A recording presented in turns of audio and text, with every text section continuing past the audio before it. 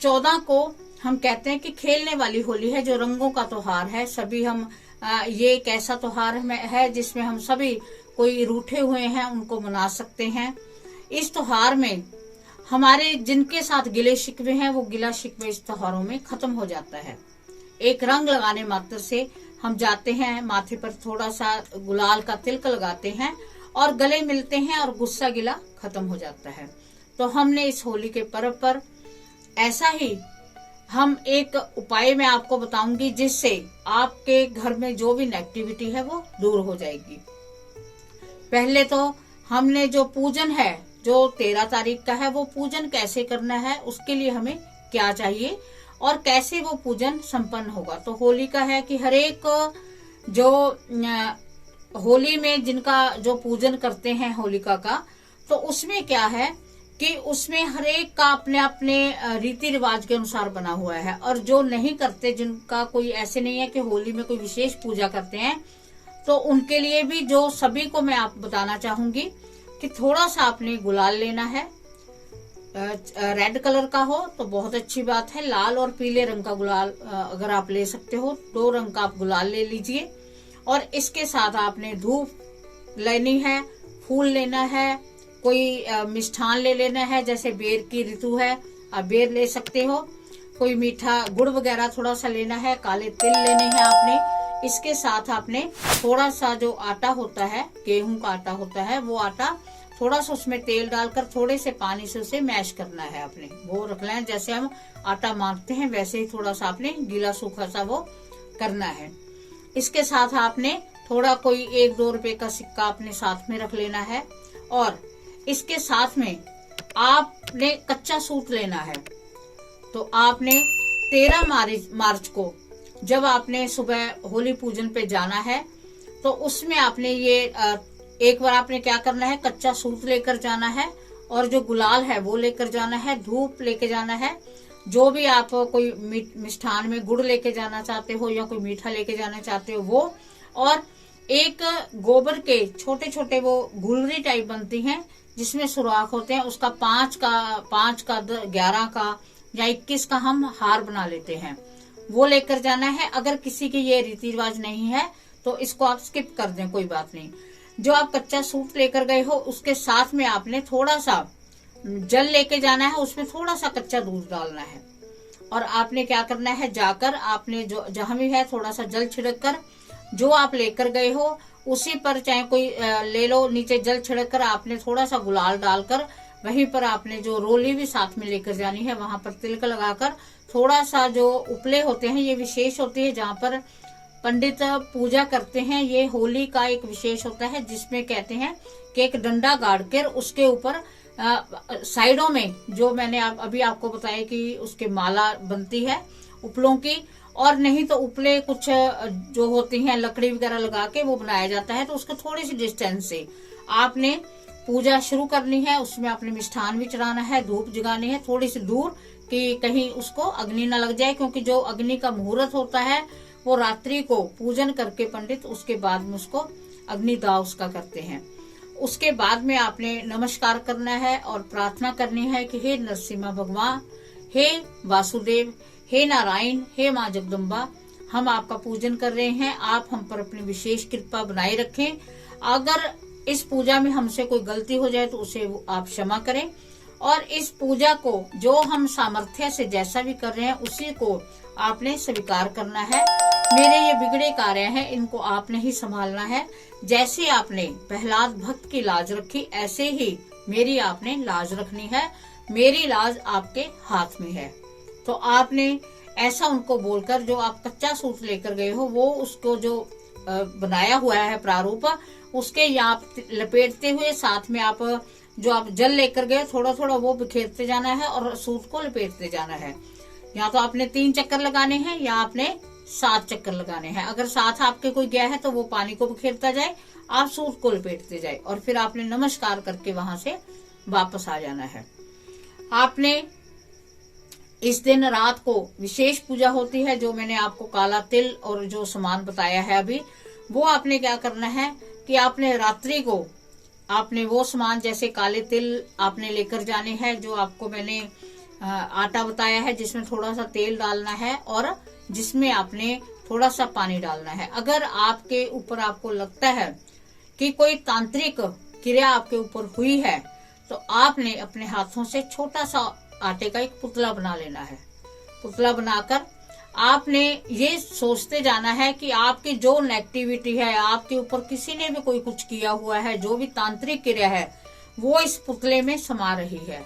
और इसको आपने पुतले को कहाँ बनाना है, जहां पर दहन शुरू हो चुका है। दहन का आपको समय पता चल जाएगा, क्योंकि अलग अलग एरियो में अपने हिसाब से आपको पता चल जाएगा भी कब होलिका दहन हो रहा है। तो अब उसके वहां आप पुतला बनाकर और आपने ये उसकी आंखों में, पुतले की आंखें बनानी है। उस आंखों में देखकर आपने ये सोचना है कि मेरी जो नेगेटिविटी है वो इसमें जा रही है।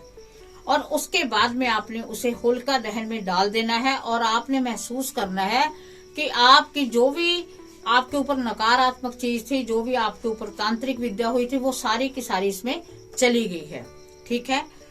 और इसके साथ आपने जो आपको मैंने काले तिल कहे थे, वो जो काले तिल हैं उनको अपने सिर से 7 बार उल्टा घुमाकर आपने अग्नि में जला देने हैं। अगर आपको लगता है कि आपके ऊपर बहुत बड़ा नजर दोष है, आपके ऊपर आपकी समस्याएं खत्म ही नहीं हो रही, तो होलिका दहन से सुबह वाला दिन है, जैसे 13 तारीख है, उस दिन नहाने से पहले आपने अपने पूरे शरीर पर बटना मलना है। जैसे बेसन और थोड़ा सा उसमें तेल और थोड़ा सा पानी मिलाकर आपने पूरे शरीर पर अपने बेसन का उपटन करना है।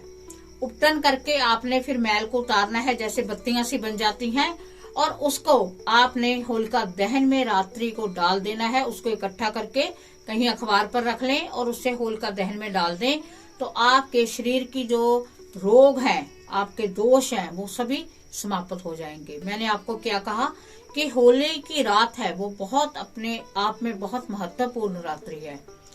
तो इसके साथ अगर आपको लगता है कि आपके ऊपर कोई नेगेटिविटी नहीं है, तो आपने जो मैंने आपको आटा बताया है उसके आप छोटे छोटे 7 दिए बनाकर सारी होलिका की तरफ लगाकर तेल डालकर आप जला दें, तो ऐसे ही आपके घर में रोशनी आएगी। अगर आपको लगता है कि हम स्वस्थ हैं, हमारे ऊपर किसी का कोई किया कराया नहीं है, तो उस आटे के आप दिए बनाकर थोड़ी थोड़ी दूर पर जला सकते हो। ये विशेष उपाय हैं जो हमें होली के दिन करने चाहिए।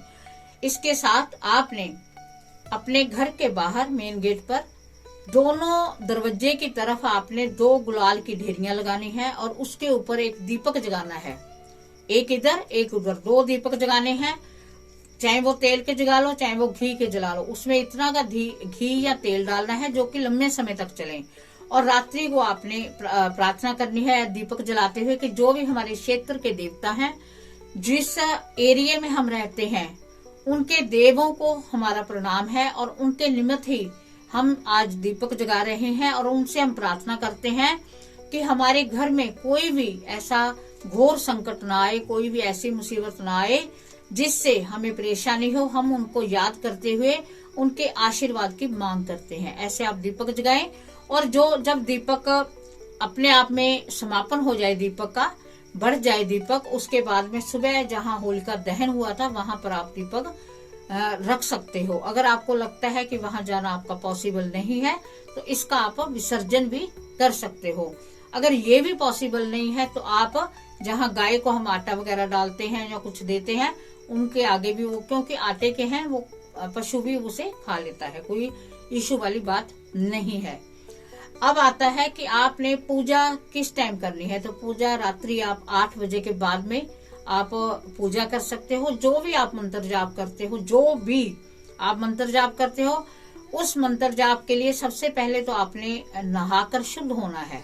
उसके बाद आपने अपने मंदिर में या जहां भी आप पूजा करना चाहते हो या मंदिर में जाना चाहते हो, शुद्ध वस्त्र पहनकर शुद्ध आसन पर बैठकर सबसे प्रथम आपने हाथ में जल लेकर 3 बार गायत्री मंत्र बोलकर अपने ऊपर जल छिड़कना है और उससे आपकी शुद्धि होगी। मन में आपने ये करना है कि मैं अपने मन को अंतर्कर्म से शुद्ध होकर इस पाठ को कर रहा हूँ। मान लो आप कुंजका स्रोत का पाठ करते हो, तो पहले आपने जो निवारण मंत्र की माला है वो करें आप, ऐम ह्रीम क्लीम चामुंडा विच्चय।